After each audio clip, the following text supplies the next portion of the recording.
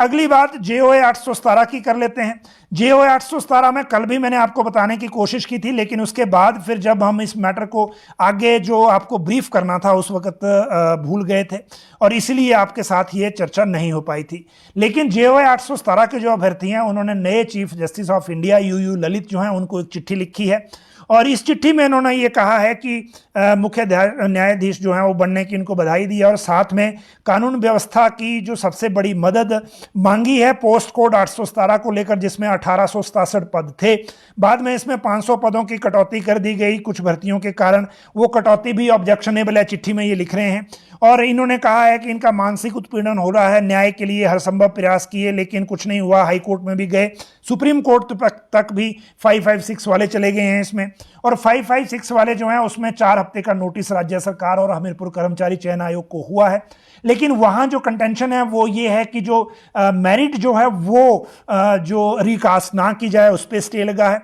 इस चिट्ठी में लिखा है कि आप कृपया हमारे इस मामले को देखें, वैसे भी आप मुख्य न्यायाधीश हैं, इससे भी ज़्यादा ज़रूरी काम होंगे, पर विनती ये है कि थोड़ा समय निकालें और उसके बाद इस केस में जो है हमारी मदद करें ताकि हजारों युवाओं से अन्याय ना हो। इसी के बाद एक और मैटर इससे रिलेटेड और भी था और ये मैटर जो था वो ये स्पेसिफिकली हाई कोर्ट का ही है, लेकिन है इसी भर्ती से संबंधित। और इसीलिए इस मामले में ना केवल 556 वाले बीच में अटके हुए हैं कि उनकी मेरिट और बाकी सारी चीज़ों का क्या होगा, लेकिन पोस्ट कोड 817 वाले भी इसलिए क्योंकि एक तरफ कोर्ट की ये लड़ाई है, दूसरी तरफ इनको लेकर जो फाइनल रिजल्ट है उसका इंतज़ार है और उसको लेकर कोई भी सूचना अभी तक नहीं है।